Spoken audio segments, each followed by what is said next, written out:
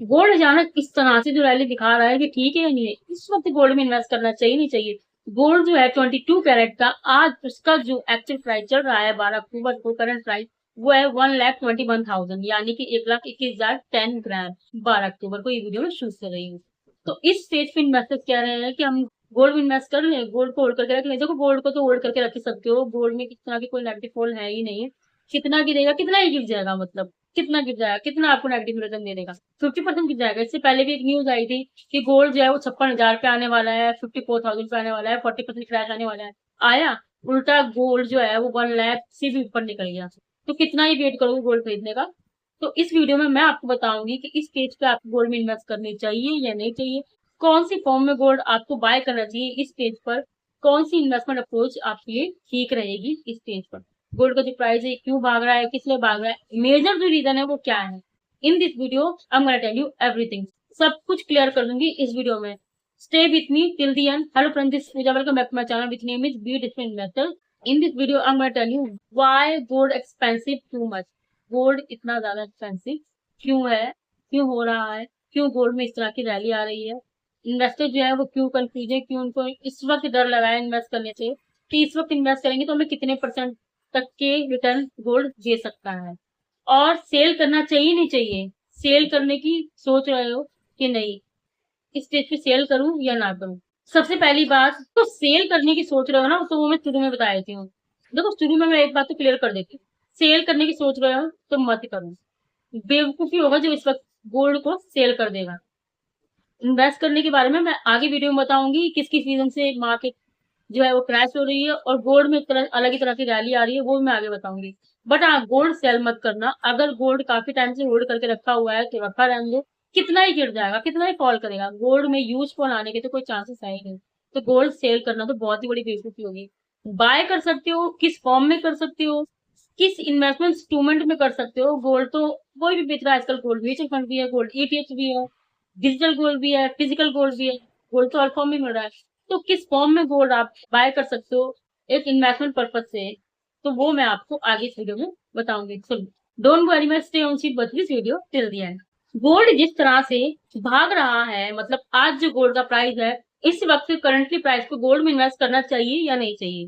देखो गोल्ड का जो एक्चुअली प्राइस है 12 अक्टूबर को, करंट प्राइस, अगर 24 कैरेट की बात करें तो 1,33,000, वो मच, सो मच। और अगर 22 कैरेट की बात करें तो 1,21,000, यानी कि 1,21,000 10 ग्राम। तो इस स्टेज पे आके जो इन्वेस्टर्स है, जो कहते हैं कि हाँ पोर्टफोलियो में गोल्ड होना चाहिए, ऑफकोर्स मैं खुद बोलती हूँ कि अपने पोर्टफोलियो को डाइवर्सिफाई करो। डाइवर्सिफाई ये नहीं कि उसमें कचरा भर लो, 10 से 20% तो आपके पोर्टफोलियो में गोल्ड होना ही चाहिए। तो वो इन्वेस्टर क्या करे जिन्होंने अभी तक लिया ही नहीं है, जो इन्वेस्ट करने की सोच रहे हैं। और ये तो सिंपल सा फंडा है कि हमेशा इंसान उस चीज की तरफ भागता है जिस चीज में रैली होती है। स्टॉक मार्केट में भी जब मार्केट जो है भागती है, तब लोग भी इन्वेस्ट करने के लिए भागते हैं, उसी वक्त मार्केट में इन्वेस्ट करना चाहते हैं जब मार्केट अपने ऑल टाइम हाई पर है। वो ये भी नहीं सोचते कि अगर इस वक्त कुछ इन्वेस्ट करेंगे, सपोज मार्केट क्रैश कर गई या मार्केट में करेक्शन आया, तो पता नहीं कितना टाइम लगेगा रिकवर होने में, और हमारी जो इन्वेस्टमेंट है उसकी वैल्यू कितनी गिरेगी। ऑफकोर्स जितने परसेंट से मार्केट गिरेगी उतने परसेंट से आपकी इन्वेस्टमेंट की वैल्यू भी गिरेगी। तो लोग जो है ना, वो जब मार्केट अपने पीक पर होती है तभी इन्वेस्ट करना पसंद करते हैं। देखो इसका सिंपल सा फंडा है, क्योंकि लोग पॉजिटिव होते हैं। अब सिंपल सी बात है, कोई भी किसी भी नेगेटिविटी को देखकर नेगेटिव हो ही जाएगा। मार्केट डेली करेक्ट कर रही है, थोड़ा थोड़ा करेक्शन कर रही है, मार्केट गिरती जा रही है। ऐसे में कोई कैसे ट्रस्ट कर सकता है कि पिछले 1 साल से स्टॉक मार्केट ने कोई रिटर्न दिए ही नहीं है, और जो भी रिटर्न दिए हैं नेगेटिव में दिए हैं। अगर सितंबर की बात की जाए तो मार्केट अपने 86 पे जा चुकी थी, सेंसेक्स जो है वो 86,000 पे जा चुका था, 86,000 पे। और अब करेक्ट करते करते करते करते करते करते मार्केट वहां तक कभी जाएगा या नहीं जाएगा फ्यूचर में, उसका कुछ कह ही नहीं सकते। ऐसे में जो लोग काफी ज्यादा नेगेटिव है, डिमोटिवेट है मार्केट को लेकर, क्योंकि मार्केट ने, सेंसेक्स एंड निफ्टी ने नेगेटिव में रिटर्न दिए हैं पास्ट 1 ईयर, सिंस सितंबर से। क्योंकि सेंसेक्स एंड निफ्टी ने स्टॉक मार्केट में सिंस सितंबर से नेगेटिव में ही रिटर्न दिए हैं, पॉजिटिविटी की तो कोई बात ही नहीं है। जाहिर सी बात है, जब ये सब चीजें होती है तो इंसान गोल्ड की तरफ भागता है, बॉन्ड्स की तरफ भागता है। तो यही रीजन है कि गोल्ड का प्राइस बढ़ रहा है, गोल्ड एक अलग ही रैली दिखा रहा है। बट जो मेजर रीजन है ना, वो किसी को पता ही नहीं है। मैंने इतने सारे इन्फ्लुएंसर देखे हैं, मैंने इतने बड़े बड़े फाइनेंशियल एडवाइजर्स देखे हैं, जो यूट्यूब पे जो इंस्टा पे बोलते हैं कि हाँ गोल्ड इसलिए बढ़ रहा है, गोल्ड इसलिए बढ़ रहा है, इन्वेस्ट कर लो, गोल्ड नहीं लिया तो कुछ नहीं किया। कोई भी ये नहीं बता रहा कि इस वक्त लेना चाहिए या नहीं लेना चाहिए, कोई भी राइट गाइड दे ही नहीं रहा है। और ना ही कोई ये कह रहा है, सही रीजन बता रहा है कि गोल्ड जो है वो इतनी बुरी तरह क्यों रैली दिखा रहा है, क्यों गोल्ड का प्राइस जो है वो इतनी बुरी तरह भाग रहा है, बढ़ रहा है गोल्ड। देखो इसका सिंपल सा फर्स्ट रीजन तो ये है कि पिछले 2-3 सालों से सेंट्रल बैंक जो है वो गोल्ड खरीदे जा रही है, खरीदे जा रही है, खरीदे जा रही है। किसी ने भी इस बात पे ध्यान ही नहीं दिया। जो लोग हैं उन्होंने आज तक किसी ने भी यूट्यूब पे ये नहीं बताया कि सेंट्रल बैंक गोल्ड खरीद रही है और कंटिन्यूसली खरीदे जा रही है। कम से कम 2 से 3 सालों से जो सेंट्रल बैंक है वो गोल्ड खरीदे जा रही है, खरीदे जा रही है। सिंपल सी बात है, परचेजिंग पावर बढ़ती है तो डिमांड बढ़ती है, और अगर डिमांड बढ़ रही है तो सप्लाई उतनी ही होनी चाहिए। अगर सप्लाई कम है तो उसका प्राइस भी बढ़ता है। देखो जब जब डिमांड बढ़ी है, सप्लाई बढ़ती है, प्राइस बढ़ता है। और अगर सप्लाई उतनी नहीं है तो प्राइस को तो बहुत ज्यादा आगे जाना ही जाना है। तो इसीलिए गोल्ड का प्राइस जो है वो बढ़ता जा रहा है, बढ़ता जा रहा है। सबसे पहला रीजन यही है कि सेंट्रल बैंक गोल्ड खरीद रही है। कम से कम उसको खरीदते खरीदते 2 से 3 साल हो चुके हैं, और करंटली भी बाय कर रही है और आगे भी बाय करती रहेगी, उसका फिर क्या नहीं करती। दूसरा सबसे मोस्ट इम्पोर्टेंट रीजन, चाइना जो है वो पिछले 10 महीने से गोल्ड खरीदे जा रहा है, खरीदे जा रहा है, जो कि मैंने शॉर्ट में आपको दिखाया भी है, बताया भी है। तो जाहिर सी बात है, चाइना खरीद रही है, सेंट्रल बैंक खरीद रही है, प्राइस तो बढ़ेगा बढ़ेगा, रैली तो आएगी आएगी। तो इसीलिए जो है गोल्ड का प्राइस बढ़ता जा रहा है। बाकी जो रीजन है वो तो आपको पता ही है। जब से ट्रम्प अंकल प्रेसिडेंट बने हैं यूएस के, मार्केट में इतना अच्छा खासा करेक्शन आया है, डेली करेक्शन आ रहा है। ट्रम्प अंकल के टैरिफ, पहलगाम वॉर, इन सभी चीजों को लेकर मार्केट जो है उसने करेक्शन दिखाया है। मार्केट थोड़ा थोड़ा करके डेली करेक्ट कर रही है, इसलिए गोल्ड में रैली आ रही है। क्योंकि जो गोल्ड है वो मार्केट के ऑपोजिट काम करता है, बिल्कुल उल्टा। अगर मार्केट अपने पीक पर है तो गोल्ड का प्राइस गिरेगा। मार्केट जब करेक्शन कर रही है, मार्केट में जब फॉल आ रहा है, तो ऑफकोर्स सिंपल सी बात है, गोल्ड में तो रैली आनी आनी है। इसलिए गोल्ड का जो प्राइस है वो बढ़ता जा रहा है। यूक्रेन रसिया की वॉर ले लो, जाहिर सी बात है, जब जब दो देशों में दूसरे देशों में भी वॉर होती है तो मार्केट पे तो बुरा इम्पैक्ट पड़ता है, क्योंकि फॉरेन इंस्टीट्यूशनल जो होते हैं, एफआईआई, वो मार्केट से एग्जिट करते हैं, सभी तरह के होते हैं। ऐसे में गोल्ड दिखाता है रैली। पहलगाम हुआ हमारे देश में, जिस तरह से वॉर की सिचुएशन क्रिएट हुई तो मार्केट में करेक्शन आया, तब भी गोल्ड में रैली आई। ट्रम्प अंकल जब से प्रेसिडेंट बने हैं वो निकाले जा रहे हैं टैरिफ टैरिफ टैरिफ।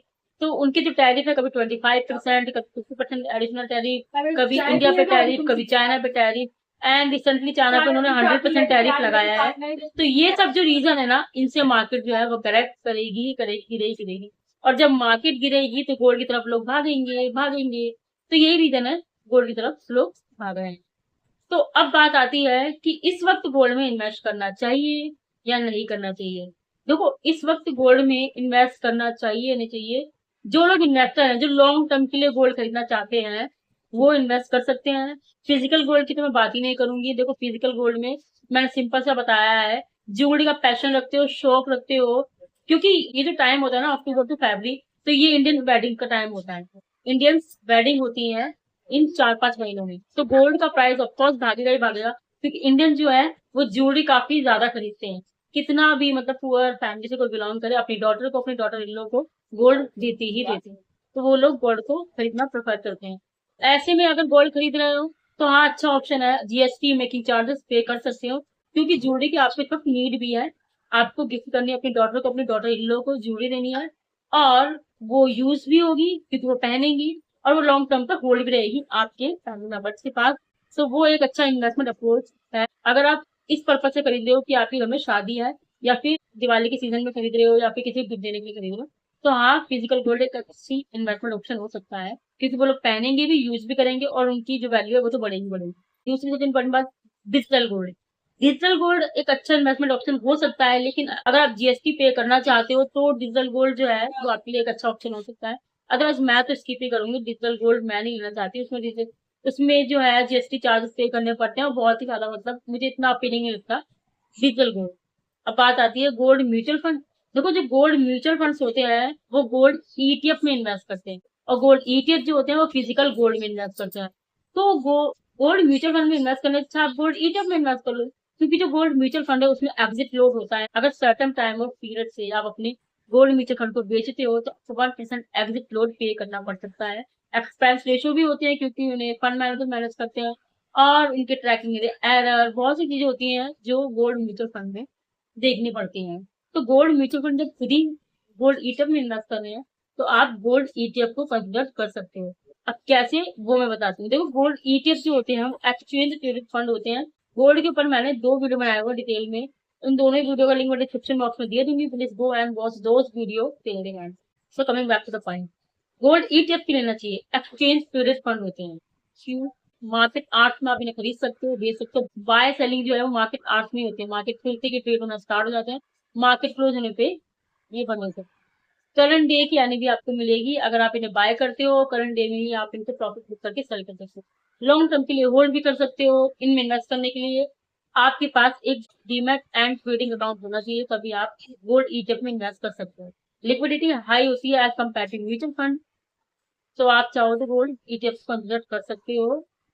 सबसे पहले कि फिजिकल गोल्ड में इन्वेस्ट करते हैं, अगर आप गोल्ड ईटीएफ को खरीदते हो तो यानी कि आप 99.95% प्योर गोल्ड में इन्वेस्ट कर रहे हैं। जिस भी कंपनी के गोल्ड ईटीएफ में आप इन्वेस्ट करोगे उस कंपनी के पास उतना गोल्ड उस वक्त होगा, क्योंकि सेबी जो है वो ऑडिट कराती है, तो स्टूडेंट के पास उतना गोल्ड होना चाहिए जितने गोल्ड के एनबीज जो हैं वो इशू किए गए हैं गोल्ड ईटीएफ से।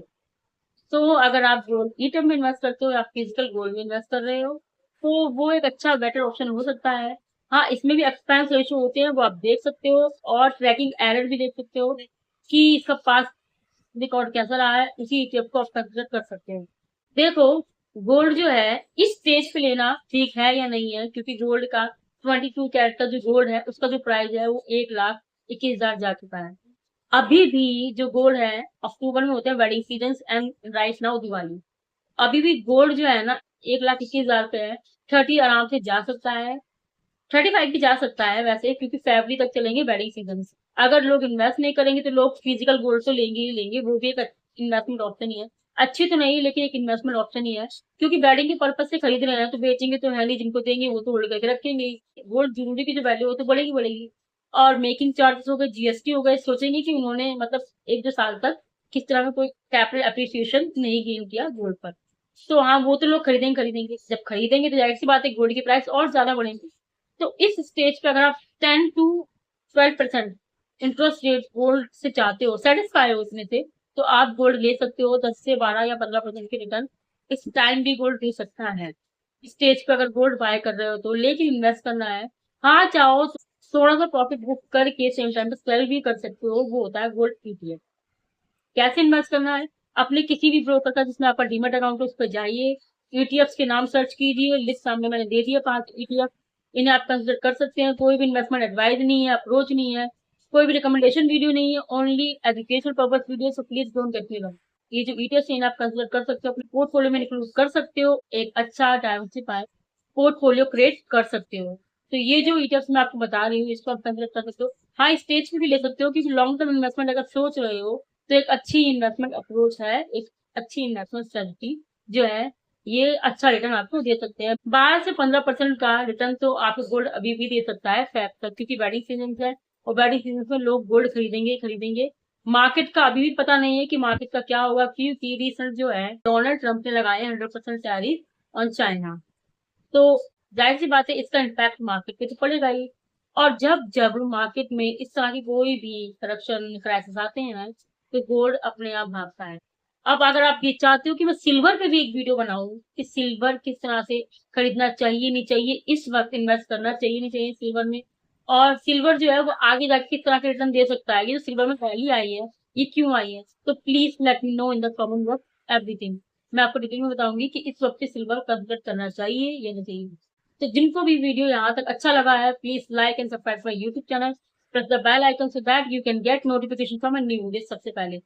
नोटिफिकेशन के लिए मेरे चैनल को सब्सक्राइब कर लो और बेल आइकन को प्रेस कर लो, क्योंकि अगर बेल आइकन प्रेस नहीं करोगे नोटिफिकेशन नहीं मिलेंगे, नोटिफिकेशन नहीं मिलेंगे तो वैल्यूबल जो नॉलेज है वीडियो आपसे मिस होते चले जाते हैं। और टिल द एंड, बाय।